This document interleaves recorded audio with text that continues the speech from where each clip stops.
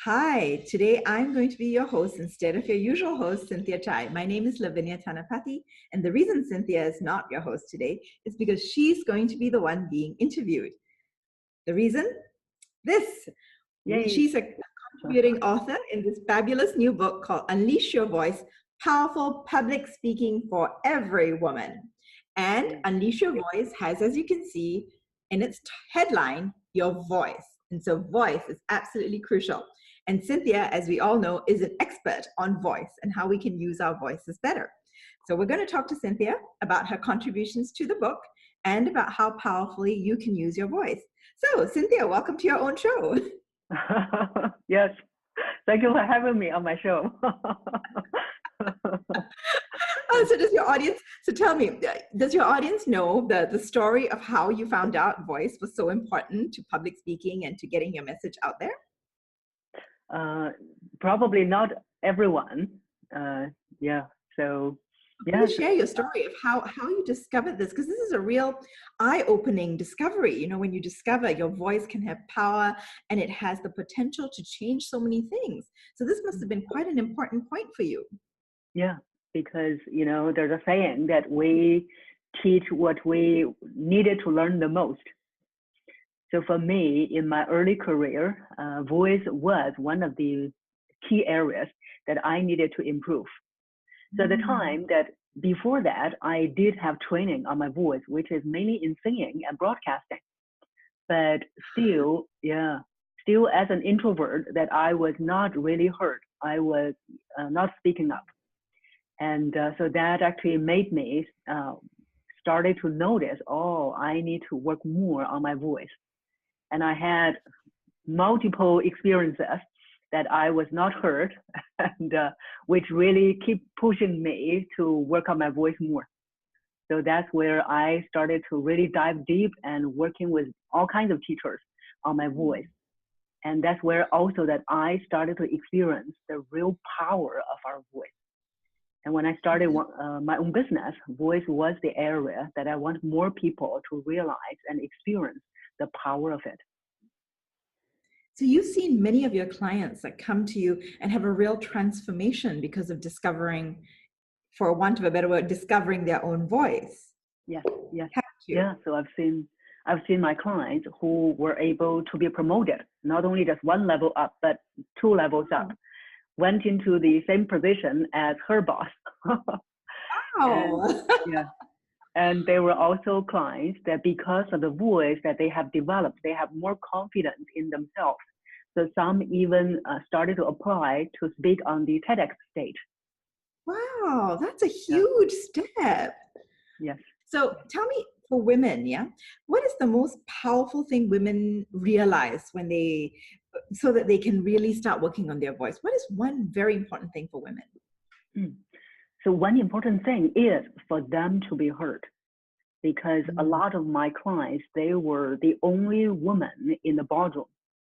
And every time when they spoke, they realized that the male colleagues were not just really paying attention. So they thought, my voice probably is too soft. And as they started to realize the guys are not listening to her, so she started to kind of either quickly finish or the voice becomes even smaller. So I think once they really build up their voice, they will be able to hear and have much more confidence. Yeah, I've seen this before too, Cynthia, where women, when we get stressed, we go higher and faster. Yes. And those are like 2 of the worst things to do, no? In your experience? Yes, that's right. So, What in your book? Yes. So in your book, one of the things you talk about is breathing techniques. I saw you have some breathing techniques. So do you find that these breathing techniques are useful for everyone? Yes. Yeah, because even some of my clients, they are yoga teachers. So we may think, yoga teachers, they don't need breathing. They can breathe properly. But no, because even for yoga teachers, they can breathe when they're teaching. They can breathe properly when they want, but it's not a habit. So breathing will help everyone, not only in the way they're projecting their voice, but also in calm themselves down when under stress, under pressure. So breathing is really for everyone. Yeah, it's absolutely great, especially as we said earlier, that when we get stressed, we do go high and fast. And those are absolutely the most awful things you can do if you want to be heard. You want to persuade. Being Yeah, high and going yeah, too fast is yeah. absolutely not what it takes. I mean, the first thing you hear, so in Cynthia's chapter here, what it takes to Mm, develop, the first thing she says here, I don't know if you can see the word, it's relaxation. yes, yes, First word yes, there you say is it's not instinctively what people think about when they want to work on their voice.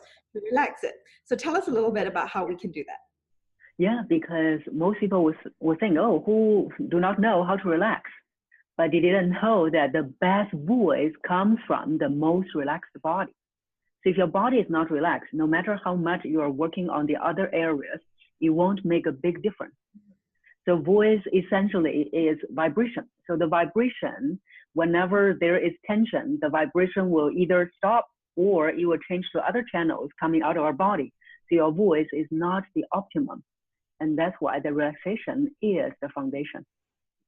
Wow, that's so powerful. And I'm sure many people haven't even realized this. The secret is almost within ourselves, isn't it? To tap Yeah. within ourselves these things, and then that can come out, and that's what helps us to bring out our voices.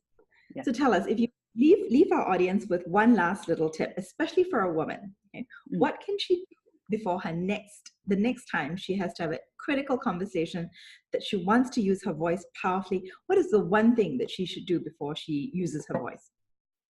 Okay. Um, so I would say that is to speak with, when they speak, they need to constantly breathe in. Because when Mm. they're speaking, one example that we gave was that when they started to notice people are not listening, their voice either kind of the energy is dying. So instead, you want to constantly to breathe in so that you speak with a consistently strong and powerful voice. Oh, yes. Oh, that's so powerful. Thank you very much. Actually, that's a huge tip for me too. And I'm a Okay. professional speaker. So thank you very Okay. much. I've learned that. But you're right. Sometimes when you're faced with a difficult position, whether you're in a negotiation, in a meeting, or when you are on a stage, the most powerful thing you can do is take a deep breath. Yes. Yeah. And that does help you so much with controlling your voice.